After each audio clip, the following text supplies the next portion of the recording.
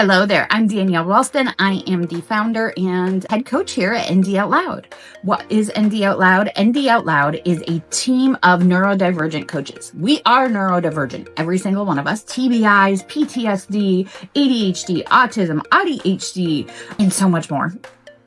Bipolar disorder, all of the things.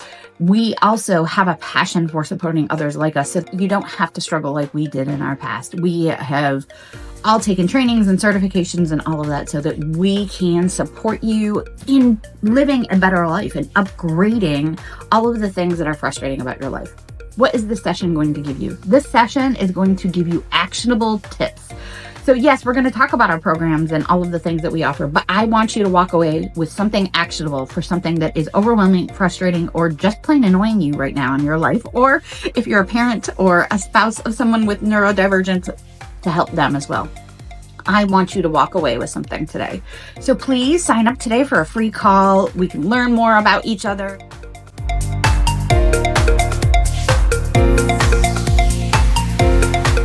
Hello, everyone. This is Danielle and Tim with ND Hive, ND OutLoud, ND Visionary Partners, all the ND things. And we're going to update you. We haven't done a full update, full introduction in a little while. So we're going to do that. So who am I? I'm Danielle Ralston. I'm the CEO and founder of All Things ND World here.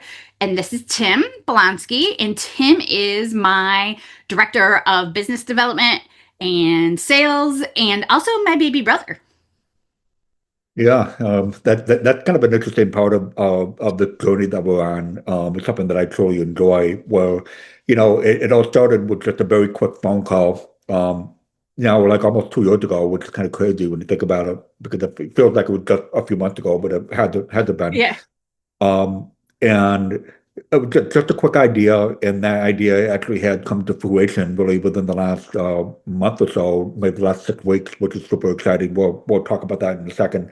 But Danielle and I collectively, we have a very traumatic and interesting childhood where, as a result, a lot of our family just kind of went their separate ways as we became adults, and kept in touch here and there, birthdays and things like that, but not like really truly being siblings or family in the fullest sense until not that long ago. So yeah, this is truly like a business centric relationship, or initially that's what it came out to be, but now it's, I have a sister again and she has a brother, which is really, really cool.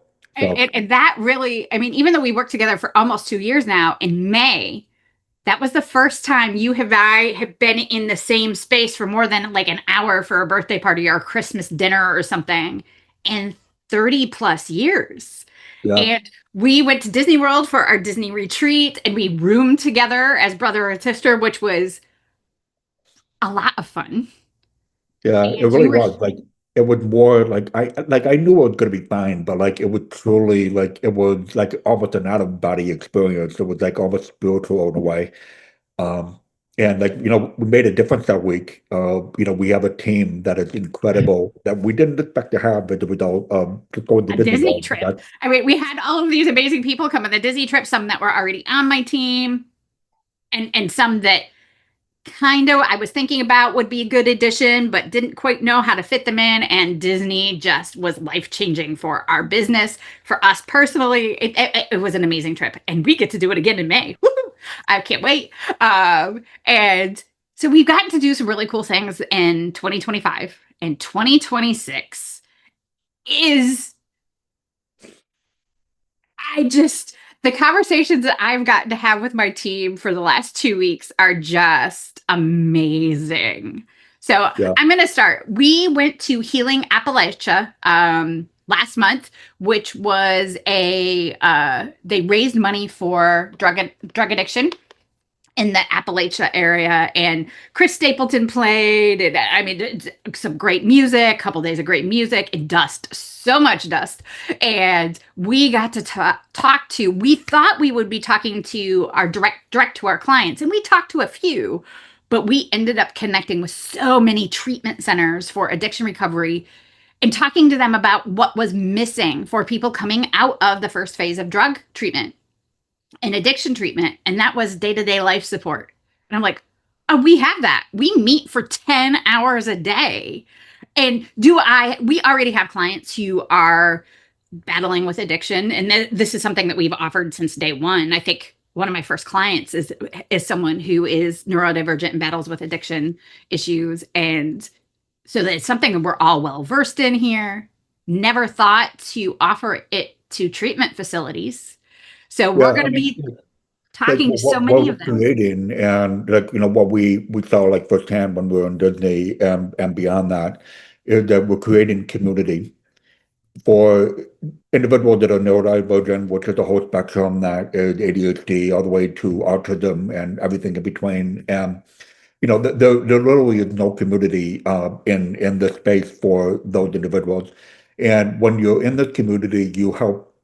You're in a place in which you understand yourself better as a result of relating with other people that have similar issues they deal with on a day-to-day basis, and then in work, life, relationships, parenting, like everything. And And we kind of realized, and after other conversations that we have, that we need to not just be offering this to the neurodivergent community. Neurodivergent community absolutely needs it. I mean, obviously that's where my heart is, as a neurodivergent myself, but we're looking at offering this health as a health and wellness community for 10 hours a day, because everybody needs support, everybody needs community, everybody needs connection. And especially in the US, it's not something we have. yeah, absolutely. And then, stemming back from that infamous phone call in August of 2024, if I'm not mistaken, where I'm like, hey, Danielle, what about deaf and hard of hearing people? So let's backtrack a little bit. So Danielle and I both grew up in, um, the deaf and hard of hearing community in a very rural, small town in the middle of nowhere in upstate New York, about an hour south of Rochester. And it's interesting because I am deaf, I'm hard of hearing, I was born deaf. We also have a sister that has basically the same hearing level that I do. He hears a little bit better, but we both grew up in a ASL/English household. And so we had an incredible teacher for the deaf who was part of our family and will be a part of our family forever. And so, as a result, Danielle had that perspective of kind of understanding deaf culture and all the nuances of that culture. And it actually benefited her as well from the challenges that she was dealing with from, again, a very traumatic childhood. So speak to that for a second, Danielle, and then I will circle back to the deaf part of it again. So, growing up in that rural community, and when I say rural community, not well trained neurodivergence, especially neurodivergence in women and girls, I was diagnosed as mentally retarded as a child versus ADHD and autistic. And I have what is considered now autism 2. So I am AuDHD, which is a combination of ADHD. And then I have multiple learning disabilities on top of it. They did not know what to do with me. And I didn't learn. Nobody bothered to teach me. And I sat in the back of the classroom and was bored and didn't learn anything, didn't have school books, didn't have homework, things like that. And the deaf and hard of hearing teacher, as I was sitting in the back of her room one day after school, wanted to know where my homework was. And my friend, who was also hard of hearing and the same age as me, said, well, she doesn't even have books. They don't give her books. Mrs. D is an amazing woman and took her little 4 foot tall, she's barely 5 foot tall, in her, she always had mega heels on, and I could hear them clicking down the hall. I think she ran down the hallway to go yell at somebody. By Monday morning, I was in the deaf and hard of hearing program full time. And this was in like April. It was in April because it was Becky's birthday. So it was in April, and by the end of the school year, I was working above grade level in almost every subject except math, because I will never be good at math. And now I was in 5th grade and was barely reading or any of those things. And this teacher took me from not doing well to doing very, very, very well by the end of the school year, just because I needed somebody to understand and see how my brain worked. That was it. Absolutely. So as a result, it's something that's close to both of our hearts. Danielle is someone that benefited from basically a deaf education, having that that person-centered support on a day-to-day basis in this hard of hearing program. And then someone like myself who is deaf, and I'm the president of the Idaho Association for the Deaf. I am the co-CEO of an AI company that focuses on sign language recognition. So I'm very involved in the deaf community, and I honestly I'd rather be in a conversation in full ASL because that's my preferred language and all of that. But I benefited from the fact that this program has some very intensive speech therapy, kind of really having the best of both worlds, which is what I've always had. Um, so I asked Danielle, I'm like, hey, what about deaf and hard of hearing people that also have ADHD or autistic and have struggled in life because they're like, oh, well, I'm deaf, so that's why I'm not able to get that job that I want, or that's why I struggle with relationships and everything in between. And the light bulb went off in our head both at the same time, right? So, like that's basically what it came down to, where we have been trying to build a community for anyone, but then also specifically a community for deaf and hard of hearing people. So we've already gotten a couple of clients, and we're like really kind of taking off on that. We have one client right now who I enjoy working with so much. He is such a joy to work with, and I'm able to work with him one-on-one, and we have gotten through the communication barriers. As you see, I am not signing. Do I know sign? Yes, I can read sign just fine, but due to my MS, I am unable to sign for more than, Yeah, even when I do sign, I don't think my signs are very good because I can't make my hands do that anymore. Um, and yes, I grew up signing, so I do know how to sign, yeah, but the communication barriers that we have, and then we're noticing where our gaps were for all of our clients. We need closed captioning on for all of our meetings because we have people with auditory processing disorders, and we need closed captioning. I am somebody who can't watch TV without captioning. I can't hear unless I have closed captioning on, which I do not have a hearing loss. It's definitely an ADHD autism thing. But then we realized that we needed better transcription than what we had built into a few things because some of our clients were still missing some things. So we have adapted everything that we're doing to hit anybody with an invisible disability. And right now, I am talking to a young woman who may be coming in who actually cannot read at all and is unable to read anything due to some learning disabilities and some vision issues. So we're looking at some AI translators to turn everything that is written and have it screen readers and things, and adapting some of our things like that. So I love that we're able to take a look at what our community doesn't have. And the whole invisible disability community as a whole, like everything, and say, hey, what's missing? How can we create the community that we need? And these are lessons that we learned in elementary school because Mrs. D, what she did was gave deaf and hard of hearing in a extremely rural area. And I think we were a total of 12 school districts or 10 school districts worth of deaf and hard of hearing all in one school. um, she created community for us. We would have picnics and we would get together and we would go to Darien Lake, which is a theme park, and we would do so much as community. And I think that's something that I was missing ever since that. yeah. That's interesting that's what we're doing, is we're recreating our childhood. We We really are. are. Because Yeah. Mrs. D, so Mrs. D, if you see this, this is all your faults. Yes. Yeah. 100%. Absolutely. Yeah.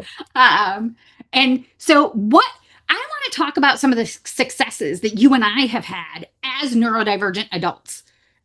And I want to be honest and talk about some of the failures we've had because of it too. Being neurodivergent with other disabilities to go with. I have 12 autoimmune disorders. So I have some major chronic illness issues and learning disabilities, and I'm ADHD and I'm autistic.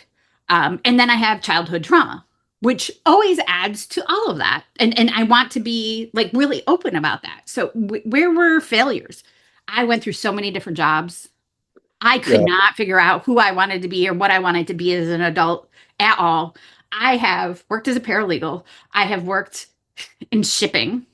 I have worked in sales. I have worked in IT. I did the best in IT out of anything I did.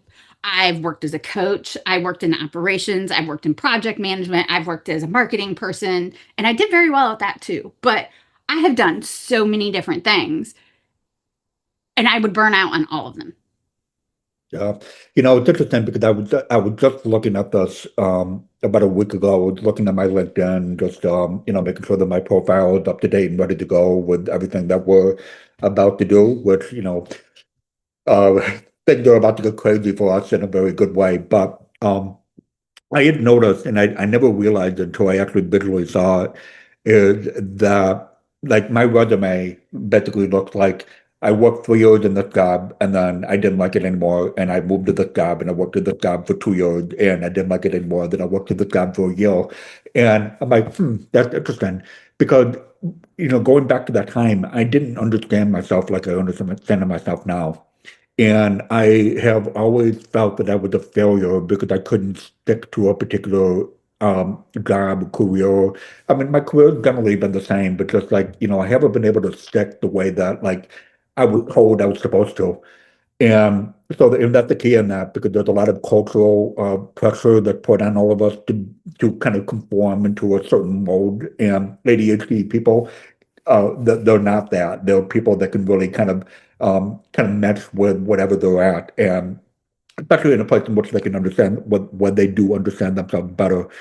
And I have to go back to my divorce 3 years ago, where I was in a family that was extremely wealthy, that had very, very particular expectations that I was not able to match. So therefore, I was just a complete failure in everything.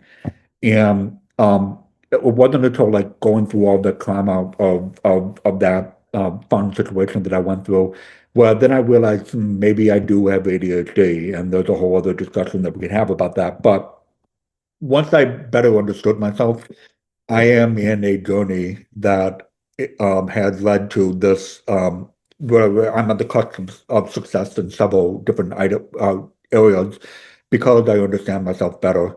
So yeah, a lot of failures, but because I'm a part of a community, I am in a place of success that I've always dreamed about, but it's actually now happening.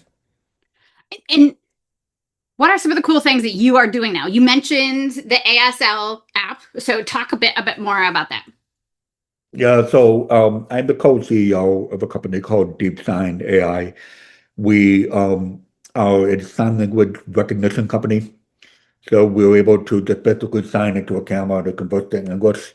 Um, and so we're international. We have an engineering team that's in Europe, in Eastern Europe, and we've developed 4 different models in-house, and we're at a place now in which our model is such that we are partnering with other companies. We have a couple meetings in the next couple weeks with some major partners and potential investors and venture capitalists and all of that. So like everything's like coming together for this to be something that's going to change the world for the deaf community because basically with this tech, a deaf person can come up to an airport kiosk and sign, "Hey, word gate A47" in the preferred language, and have it be able to come back and ASL the other way as well, or ordering a hamburger at McDonald's in ASL, or calling Comcast or Samsung or Apple in ASL because they have a tech issue. And so, because the deaf community in general is a community that prefers to speak in their own language, just like you and I do in English. Um, ASL is their primary language, and that's what they understand best. So we're creating that access that deaf people have only dreamed of. And basically, we're creating something that's basically the chat GTP of ASL. So we already have a language model in English that like pretty much the whole English language has been consumed by AI. So you can ask AI anything and it gives you an answer immediately. So we're gonna be able to do that in ASL as well. So we've been developing that, collecting data around the United States and also online. Um, and like we're just about to come out with something that's going to blow people's minds. So I'm working on that. I'm working with you, Danielle, and there's a few other things that I'm doing on the side as well because as an individual with ADHD, I love the fact that I can focus on all these different things rather than just one thing. So that's just, better understanding myself. Now I'm in this place in which I really thrive in just, I'm doing this and I'm doing that, I'm doing this, and I do it all really well because it's the way my brain works. So I'm meshing with how my brain works with how what my professional development does and who I am as a person. So on this, I mean, I love how our brains work. So I do a bunch of different things. Mostly it's running all of the indie world thing, but in that I get to do different things. 2 weeks ago, I went in and did a corporate training on how to decrease overwhelm in the workplace. And I've gone and spoken at conferences on dopamine and decreasing overwhelm and executive function. And I get to talk about so many subjects under the neurodiverse umbrella. So I get to go do corporate trainings for companies on that. I work as a business coach still, and I've got a handful of business coach clients. So I get to help my clients be super successful in their businesses and bring in massive amounts of money for themselves, which I love helping others do that. And then I get to do group coaching under ND Hive, and I get to work with each of my team members also has their own businesses. So I get to work as a coach and as a mentor with them. We've got somebody with a sticker business. We have somebody else who's a coach, and I'm also a mentor to coaches who are in training. And then we have, because I didn't like how coach ADHD coaching was taught out there. So I decided to start my own ADHD coaching certification business, and I get to do that every week. And I love being able to do all of those things. And then I get to grow this business. And I get to grow this business with one of the most amazing teams in the world. We got Dr. Jessica, we've got Tara, we've got Shay, we've got Rebecca, and we've got Tim, and we've got Rain and Katie and Jamie. And all of these people are people that I keep adopting. Every I go to a conference and I met Jessica, I think 3 years ago or 4 years ago at Chad. Yes, last year I met Jamie at Chad, and I keep adopting people. And I met Tara at Chad 4 or 5 years ago. I just adopt people, and I get to do that. I get to do that every day, and I get to be super social and get to do it successfily. And I think I'm not just playing. I pay my bills, and this is how I make money, and I pay my team. My team all makes money working with me. And we're not just playing here. We're actually growing a business, and we're growing something for our community that's affordable. And that is a huge, huge, huge, huge deal for me. My business coach a few weeks ago yelled at me because we charge $19.99 a month for 10 hours a day, 5 days a week of support. Yeah. And he's like, that's not sustainable. And I said, yes, I've proven it is. Don't tell me it's not sustainable. Are we going to have to raise prices? Unfortunately, in January, we are raising prices to $26 a month, but we're only raising prices to $26 a month. And Yeah, I mean, that like what it comes down to is like, of course, we as a team, we want to make money. Like who doesn't want to make money? Like that, but we truly, and I mean this with every ounce of my being, that we truly have a authentic approach and really wanted to change the world and creating a world that's easy and accessible for like individuals that are deaf or hard of hearing, individuals that are on the spectrum, generally on a lower socioeconomic background. But they're also in a place in which they can be incredibly successful if they have a community and have people that they relate to on a daily basis, which then is going to increase their livelihood and how they earn money and all that. So we're truly creating a community that's going to grow over time. But like generally, like we just want to change the world. Like, of course, we want to make a little money, but like we're not looking to become millionaires to billionaires. We just want to change the world and maybe make a little money on top of that. I want to pay my bills. I want to make sure I pay my cell phone bill every month. I mean, without worrying about it. That's my goal. And I joke around here that my goal is that my Verizon bill can be auto paid and I never even have to think about it. That's my $740 Amazon or $640 something like that Amazon bill or Verizon bill can just be paid and I don't have to think about it. That is my goal in life. Okay. Good goal. It's a good goal. And I want others to feel that same freedom and have that same, we're not looking to become billionaires and millionaires and all of that. And I don't even care. I've done that rat race before. I never want to do that again. I want to offer affordable, accessible care. Yeah. And if we're not accessible to you right now, tell me why. And I'll figure it out. Yeah. Yeah, absolutely. You know, we've had those kind of discussions. So if you want to join us, come join us. Come get 10 hours a day of support. I left Body Doubling here a minute ago, our mentorship coaching Zoom channel here a little bit ago, and there were 6 people on. That brings me joy every day to see so many people on. And then yesterday I was all by myself all day. I don't know what was up with that, but the rest of the time we usually have 5 or 6 people at a time. We had 22 people one day, and they're working to find success in their days. And whether that's cleaning your house or working out or remembering to eat lunch or whatever it is, come in and we can help you with every single thing in your life. And if we aren't adapted in a way that you need, please tell me and I will fix it. Yeah. Well, I mean, that's kind of a big part of what we do is the fact that it is adaptable to pretty much any facet of life. Every facet. We had somebody today. So examples of discussions today, and then we're going to wrap up. We had somebody having trouble having enough coffee this morning. So we were talking about coffee, and then she perked up a little bit because we got to talk about coffee for a little bit. And we had somebody coming in who is just frustrated, and she's a therapist and was dealing with insurance agencies and having to deal with that. And we had somebody else who came in to make herself breakfast. We had somebody else that had nobody in her house for the first time in a year and just came in to enjoy the silence in her chatty body doubling. But that was fine. We had somebody else that came in to get her laundry done. Yep. And we had somebody else who needed to get a ton of paperwork done at his day job. So he came in because he hates doing this particular paperwork to set the intentions and have accountability to get it done. Yeah. Simple. So every walk of life to get things done and find success. And that's all it is come in and find success in your day. That's it. Yeah. If you want to join us, if you have anything that you need, if you need anything, just let us know. We'd be happy to jump in and figure out how to make it adaptable, accessible to you, and find out how we can make just life more enjoyable and successful for you every day. Have a good day, everyone.